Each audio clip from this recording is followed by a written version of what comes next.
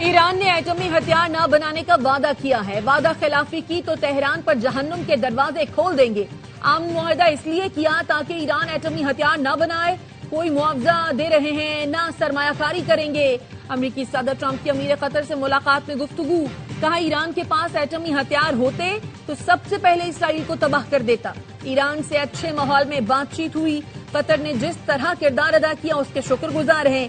You اے ای کے صدر سے ملاقات میں کہا ابنا ہرمز میں جہازوں کی نقل و حرکت شروع ہو گئی. جمعے تک جہاز رانی مکمل بحال ہو جائے گی. واضح کرتا ہوں ابنا ہرمز ٹیکس فری ہوگی. ایران کے ساتھ معاہدے کا متن سرکاری طور پر جاری کریں گے.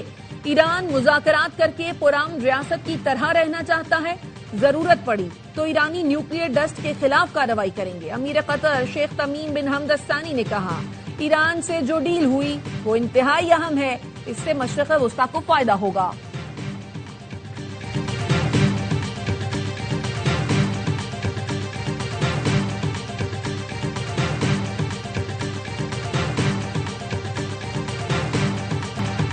معاہدے کے تحت جوہری معائنہ کاروں کو ایران میں داخلے کی اجازت ہوگی.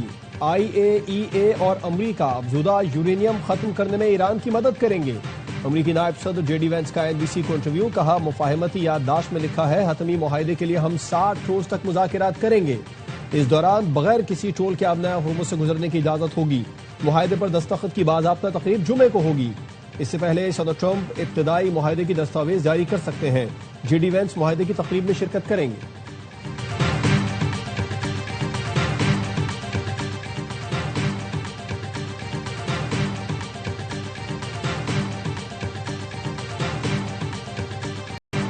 لبنان میں اسرائیلی قبضہ جاری رہا تو معاہدہ خطرے میں پڑ سکتا ہے. ایرانی وزیر خارجہ عباس عراقچی کا 2 ٹوک اعلان. تہران میں سفیروں سے خطاب میں کہا امریکہ سے معاہدہ ہوتے ہی پیر کو جنگ کے خاتمے کا اعلان ہو گیا. اب لبنان پر حملہ معاہدے کی خلاف ورزی تصور کیا جائے گا. جمعے سے معاہدے پر باضابطہ عمل درآمد شروع ہو جائے گا. امریکہ سے حتمی معاہدے کے لیے مذاکرات کا نیا دور جنیوا میں ہوگا.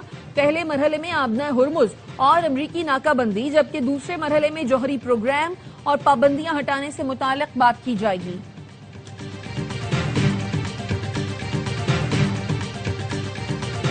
امریکہ اور ایران کے درمیان تاریخی امن معاہدہ پاکستان کی میزبانی میں جنیوا میں ہوگا. وزیر اعظم شہباز شریف جمعرات کو روانہ ہوں گے. نائب وزیر اعظم اسحاق ڈار اور دیگر وفاقی وزیر بھی ساتھ ہوں گے. وزیر دفاع خواجہ آصف کہتے ہیں ایران امریکہ معاہدے سے پاکستان کے وقار میں مزید اضافہ ہوا. پاکستان کو بڑی سفارتی کامیابی حاصل ہوئی. مارکہ حق میں بھی پاکستان نے شاندار فتح حاصل کی. وزیر اعظم فیلڈ مارشل اور افواج پاکستان کا شکر گزار ہوں کہ انہوں نے ناممکن کو ممکن بنایا.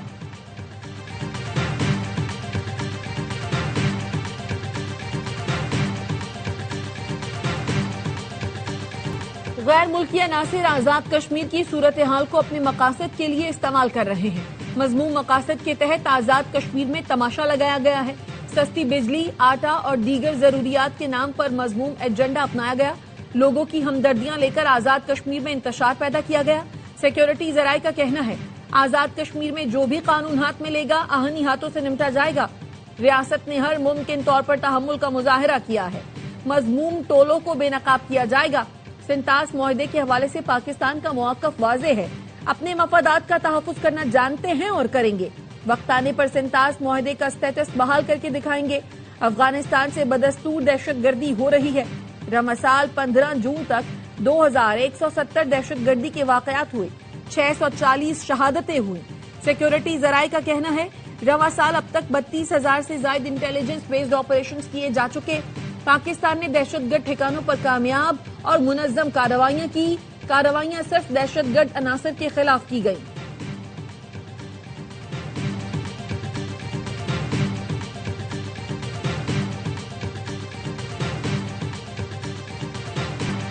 امن معاہدے کا credit field marshal Asim Munir کو جاتا ہے. وزیر داخلہ محسن نقوی کا پیغام امن کمیٹی کے اجلاس سے خطاب.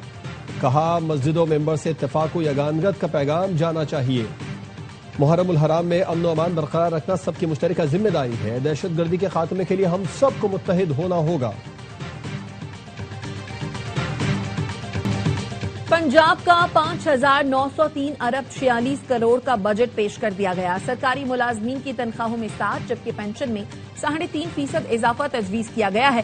تعلیم کے لیے 750 ارب جبکہ صحت کے شعبے کے لیے 500 ارب روپے مختص کرنے کی تجویز، کسانوں اور ٹیکسٹائل سیکٹر کے لیے کاٹن فیس مکمل طور پر ختم کرنے کی تجویز، ترقیاتی اخراجات کی مد میں 76 ارب روپے کی رقم تجویز کی گئی ہے۔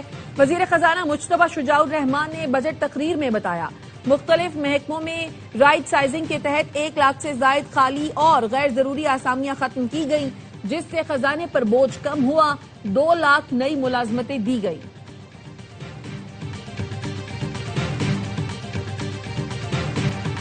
2 سال میں پنجاب نے ہر شعبے میں قابل ذکر اور ناقابل تردید ترقی کی، ٹیم ورک کر کے مالیاتی خسارہ پورا کریں گے، کسی پروجیکٹ پر سمجھوتا نہیں ہوگا۔ وزیر اعلیٰ پنجاب مریم نواز کی کابینہ اجلاس میں گفتگو، کہا وفاق نے پنجاب کا شیئر کم کیا پھر بھی ہم مایوس نہیں۔ مریم نواز کی عوامی فلاح کے پروجیکٹس کے لیے وسائل بڑھانے کی ہدایت۔ سینئر وزیر مریم اورنگزیب نے سالانہ ترقیاتی پروگرام پر بریفنگ دی، بتایا پہلی بار بورڈ آف ریونیو کے اہداف میں 25% اضافہ ہوا، مجموعی طور پر پنجاب کے اپنے ریونیو اہداف 42.7% بڑھا دیے گئے۔ پنجاب کی تمام تحصیلوں میں 2000 الیکٹرو بسیں فراہم کی جائیں گی۔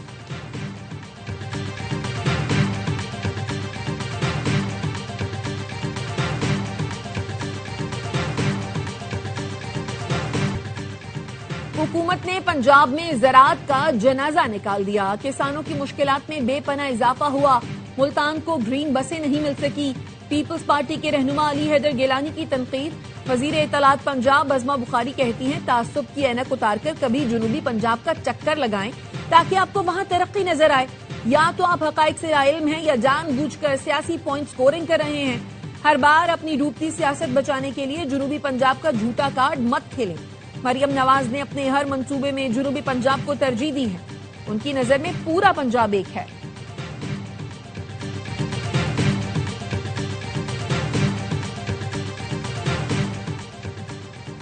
نائب وزیر اعظم اسحاق ڈار کی چیئرمین پیپلز پارٹی بلاول بھٹو سے ان کے چیمبر میں ملاقات، بجٹ کے امور پر تبادلہ خیال کیا گیا۔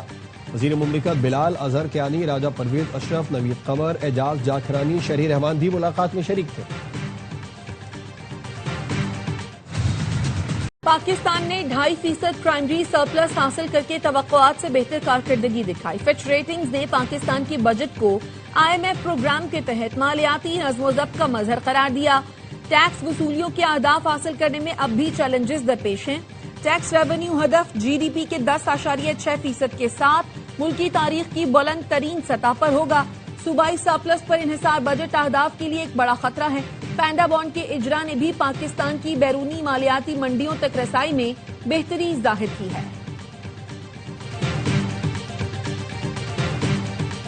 امن کا نوبل انعام صدر ٹرمپ اور پاکستان کے فیلڈ مارشل سید عاصم منیر کو ملنا چاہیے، سینیٹر فیصل واڈا کا مطالبہ، کہا کوششیں تھیں وزیر خزانہ کے گلے میں گھنٹی باندھی جائے۔ ملک میں گاڑیوں کے لیے 4 کمپنیز کی اجارہ داری ہے، گاڑیوں کی مقامی تیاری میں 100 ارب روپے کی کرپشن ہو رہی ہے، اگلا کرپشن سکینڈل لے کر آ رہا ہوں، لوگ وزیر اعظم بننا چاہتے ہیں، اس میں کوئی شک نہیں۔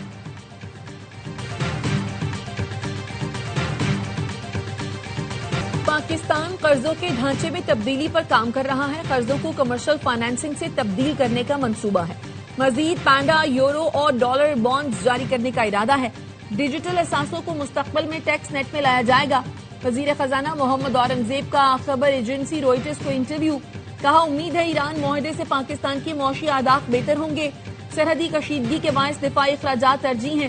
وزیر خزانہ سے برطانوی وزیر ہیمش فالکنر کی ملاقات، اقتصادی تعاون کے فروغ، علاقائی صورتحال پر تبادلہ خیال۔ وزیر خزانہ کا کہنا تھا حکومت پاکستان معاشی استحکام اور پائیدار ترقی کے لیے پرعزم ہے۔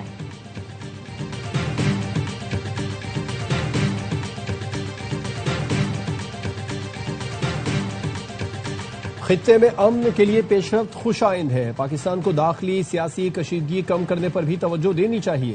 چیئرمین PTI بیرسٹر گوہر کہتے ہیں حکومت اپوزیشن کو سیاسی سپیس دے اور حالات کو نارمل کرے۔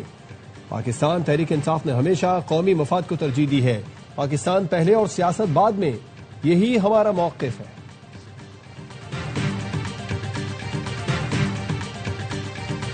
وزیر داخلہ محسن نقوی کا جماعت اسلامی کے مرکز منصورہ کا دورہ، امیر جماعت اسلامی حافظ نعیم الرحمان سے ملاقات، ایران امریکہ مذاکرات سے متعلق حکومتی اقدامات پر اعتماد ملیا، کہا وزیر اعظم اور فیلڈ مارشل نے امن کے لیے ناقابل فراموش کردار ادا کیا، خطے میں کشیدگی کے خاتمے کا کریڈٹ پاکستان کو جاتا ہے۔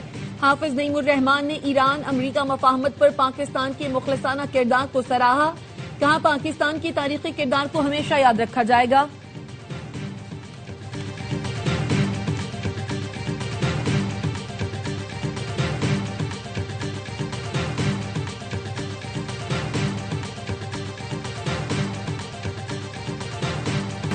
پاکستان سٹاک مارکیٹ میں آج بھی مثبت رجحان دیکھا گیا۔ بینچ مارک 100 انڈیکس کی 1,80,000 کی سطح بحال۔ 100 انڈیکس 3,353 پوائنٹس اضافے کے ساتھ 1,80,392 پوائنٹس پر بند ہوا۔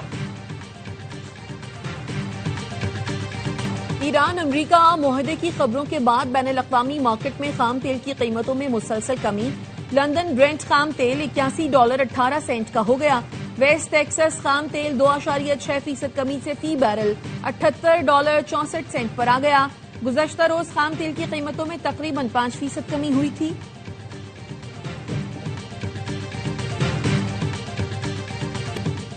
ایران کا فیفا ورلڈ کپ میں پہلا مقابلہ برابر، نیوزی لینڈ کے خلاف میچ 2-2 گول سے برابر رہا۔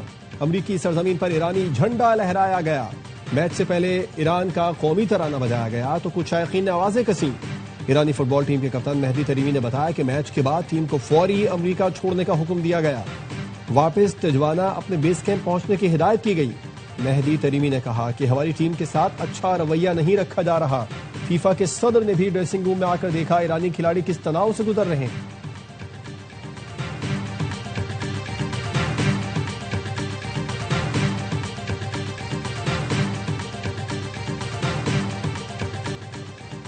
وزیر اعظم کی زیر صدارت گلگت بلتستان شمسی توانائی منصوبے پر اجلاس۔ شہباز شریف نے کہا حکومت گلگت بلتستان کے 100 میگا واٹ سولر منصوبے کے اخراجات اٹھائے گی۔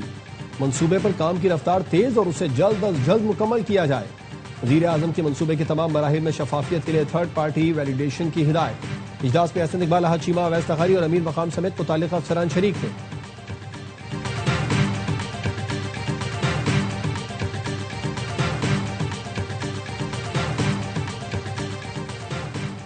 اینٹی کرپشن کورٹ نے سابق پروجیکٹ ڈائریکٹر یلو لائن ضمیر عباسی کی حراست کے خلاف درخواست خارج کر دی۔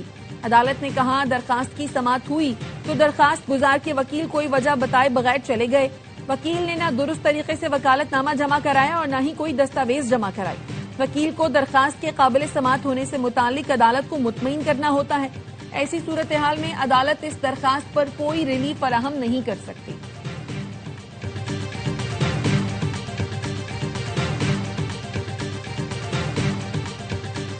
وفاقی تحقیقاتی اداروں کی مدد سے کوکین ڈیلر انمول اور پنکی کے کیس میں پیش رفت۔ پنکی کے موبائل فون ڈیٹا کی فورنزک رپورٹ تفتیشی افسر کو موصول۔ تفتیشی ذرائع کے مطابق انمول کے موبائل فون سے 100 GB سے زائد ڈیٹا ریکور کر لیا گیا۔ 75,000 تصاویر بھی ریکور کی گئیں۔ ڈیٹا میں on line transactions, bank slip کے سینکڑوں اسکرین شاٹ شامل، 42,000 کال لاگ بھی پکڑی گئیں۔ انمول پنکی نے ایک ہی موبائل فون میں 2 واٹس ایپ کھول رکھے تھے۔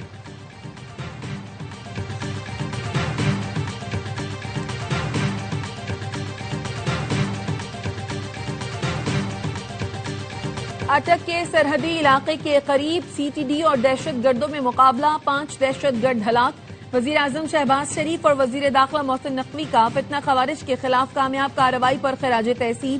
وزیر اعظم نے کہا سیکیورٹی فورسز، پولیس اور CTD نمایاں کامیابیاں حاصل کر رہی ہیں، ملک سے ہر قسم کی دہشت گردی کے مکمل خاتمے کے لیے پرعزم ہیں۔ محسن نقوی نے کہا قوم کو CTD کے جوانوں پر فخر ہے۔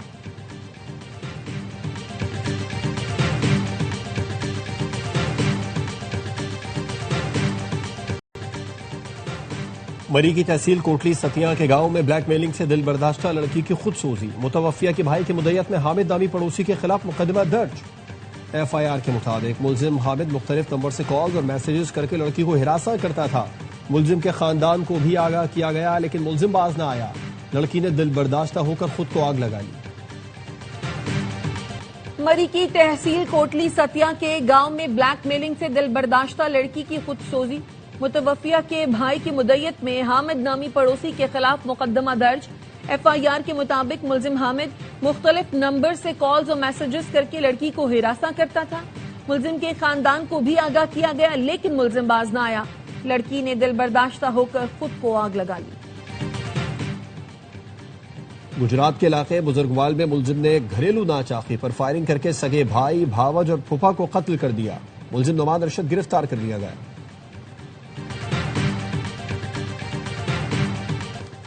इस साल डबल डेकर और ईवी बसों की बड़ी तादाद कराची पहुंच जाएगी। सिंध हुकूमत पब्लिक ट्रांसपोर्ट निजाम जदीद तरीन बनाने के विजन पर काम कर रही है। सीनियर सूबाई वजीर शर्जील मेमन कहते हैं ईवी बसें माहौल दोस्त होने के साथ कम लागत और आरामदेह सफर फराहम करेंगी। सिंध हुकूमत के मंसूबे कराची के मुस्तकबिल की समत मुतय्यन कर रहे हैं। ये जदीद कराची की जानिब सफर की नई इब्तिदा है।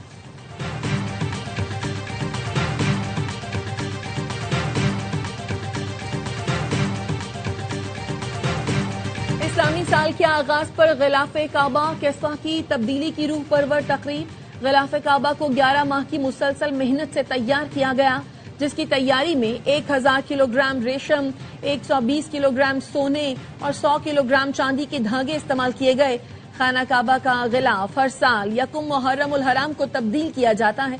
गिलाफ-ए काबा तब्दीली की तकरीब नमाज इशा के बाद शुरू होती है, जो 5 घंटे जारी रहती है। भारतीय क्रिकेटर्स हारें तो आपे से बाहर हो जाते हैं। डम्बोला में सुपर ओवर हारने पर सूर्यवंशी श्रीलंकन खिलाड़ी से लड़ पड़े। मेजबान प्लेयर्स ने बीच बचाव कराया। सूर्यवंशी ने पवेलियन जाते हुए भी बदतमीजी की। इसी मैच में भारतीय ए टीम के कप्तान तिलक वर्मा अंपायर से उलझ गए।